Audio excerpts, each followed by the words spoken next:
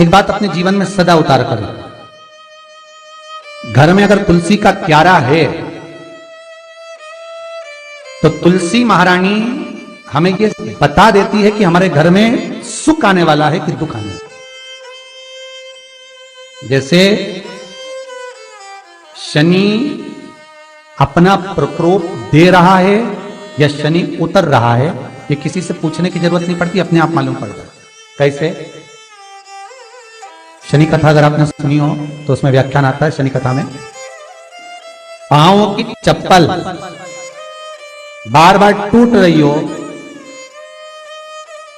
कमर से नीचे जो वस्त्र पहने हो वो फट रहे हो, कहीं पजामा है, धोती है, आदि वस्त्र हैं, कपड़े हैं, वो अपने आप फट, आज के जमाने में तो फटे फटाए पहनते हैं लोग, फैशन उसकी गारंटी नहीं है, उसका हम वर्णन नहीं कर रहा। हम जब पहनते हम समझ जाते हैं इसको शनि तो ऑलरेडी लगा ही हुआ है।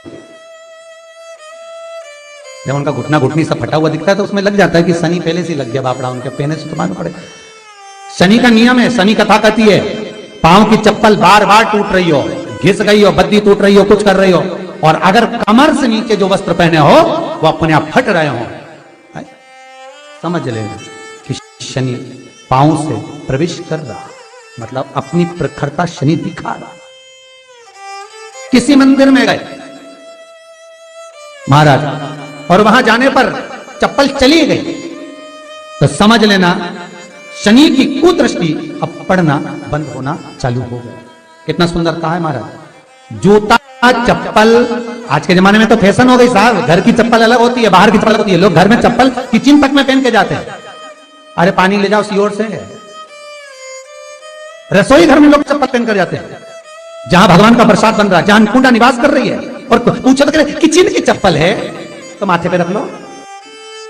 तुम अपनी मां को जरूर देखना है एक बार, वो बूढ़ी मां कितनी बार किचन में चप्पल पहन कर गई, मुझे जरूर फोन कर बताना। बूढ़ी मां रसोई घर में आज भी बिना चप्पल के जाती है, और बहुओं की कहीं एड़ी नहीं फट जाए, ठंड नहीं बैठ जाए, इसलिए ये रसोई घर तक में चप्पल पहन कर जाती है। सूर्य नारायण की कथा पढ़ना, शनि महाराज की कथा पढ़ना और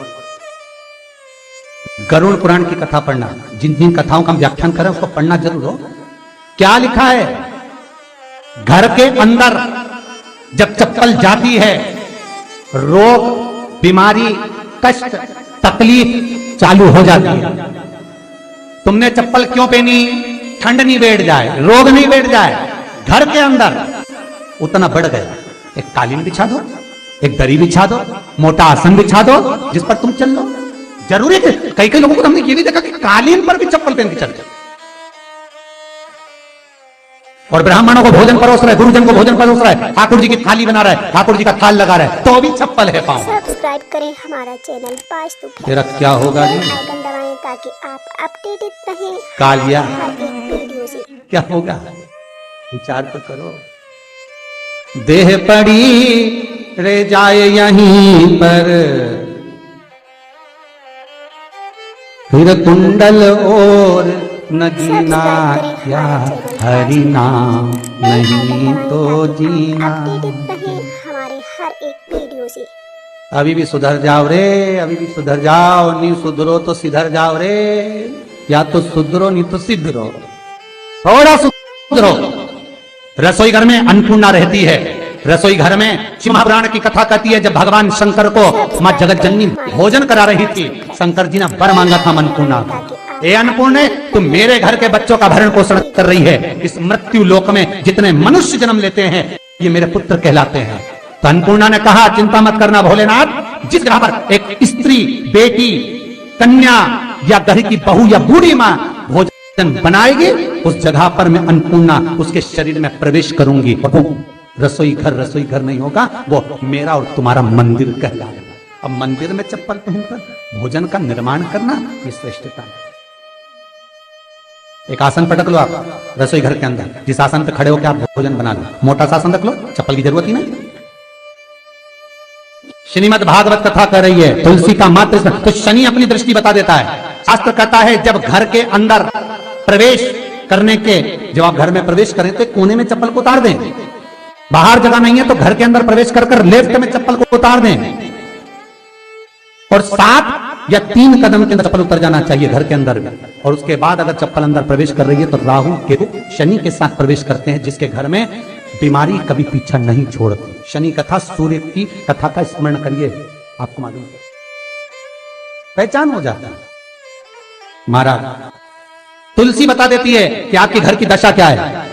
बार बार जल डालने के बाद भी तुलसी सूख रही है, बार बार आप पूजन कर रहे हैं, पाठ कर रहे हैं, तो भी तुलसी के दल सूख रहे हैं। तुलसी बता देगी कि तुम्हारे घर में तकलीफ आने वाली है, कष्ट आने वाला है, सूख रही है।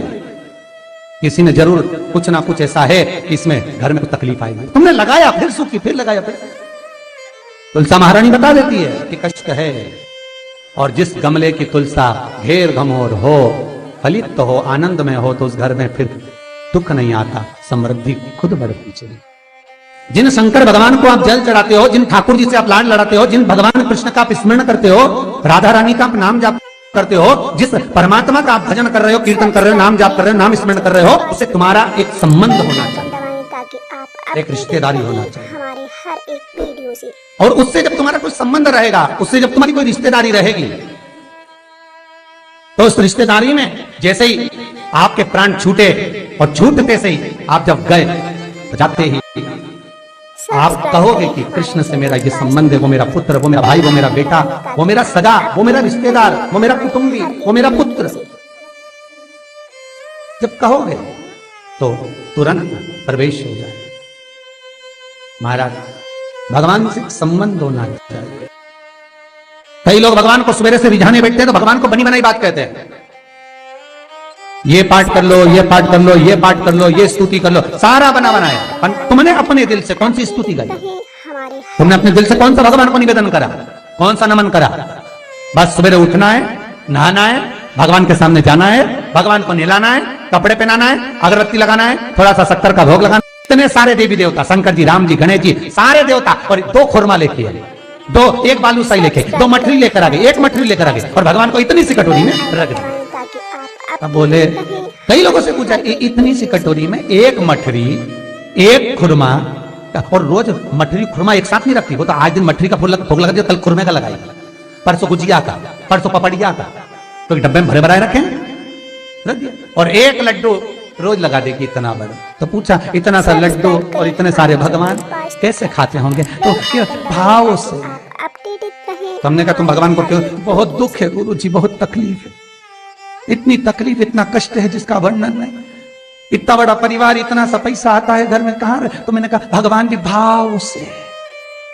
जैसे तुम भाव से इतने सारे देवता को इतना सा लड्डू देते हो, भगवान भी तुम्हारे इतने बड़े परिवार में इतना सा धन देता है, भाव से।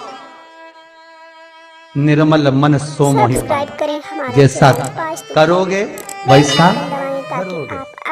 और इतनी चतुर माताएं, भोग भी लगाएगी, घंटी भी हिलाएगी, जल भी छोड़ेगी, और तुरंत लड्डू उठा के बच्चों को भी बांट देगी। 5 मिनट नहीं खाने दे भगवान को, 5 मिनट। अच्छा, शंकर जी सोच रहे थे कि पहले गणेश जी खा ले, इसके बाद मैं ले लूंगा।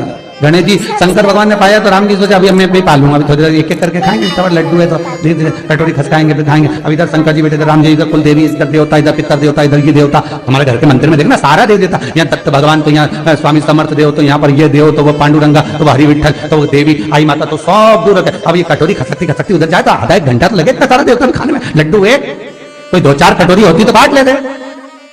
अब 1 लड्डू इतना सारा देवता में जाने में तो दो समय तो लगेगा, और मालूम पड़े सब इंतजार में, लड्डू के इंतजार में बैठे। आज तो अच्छा वो मठरी की जगह लड्डू लाई हो, और इतने में आरती कर कुरा के, पानी फेर के, वो तो लड्डू भी ले गए, दिल के हर आंसुओं में ले गए। हमारे हर एक वीडियो से सब लड्डू गए, और क्या भाव से रिझा रही भगवान, भाव से। तो भगवान से पूछा, इतने प्रेम से रिझा रही है, तुम्हें कैसा लगा? भगवान बोले, भाव को छोड़ो, इसका भाव अलग है, वाह अलग है।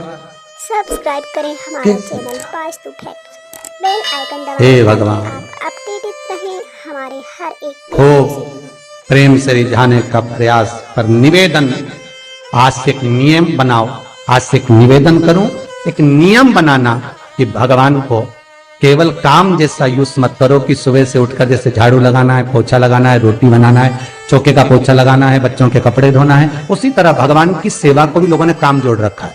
कि इतनी बजे उठकर मुझे जाना है, मंदिर में बैठना, अगरबत्ती लगाना, दियाबत्ती लगाना, कुंकु चावल लगाना, स्नान कराना, कपड़े पहनाना और लड्डू रखना, मटरी रखना, भोग लगाना, आरती करना और लेकर। ये भगवान को काम जैसा मत जोड़ो। जैसे घर में कपड़े धोते हो, बर्तन मांजते हो, झाड़ू लगाते हो, रोटी बनाते हो, उसी तरह तुमने भगवान की सेवा को मात्र काम जैसा जोड़ रखा है कि मुझे ये करना है, मुझे ये, अर्थात इसको काम नहीं, भगवान की सेवा को दिल से जोड़ो। जितनी देर भगवान के सामने बैठो उतनी देर तुम्हारा दिल लगना चाहिए। श्री शिवाय नमस्तुभ्यं।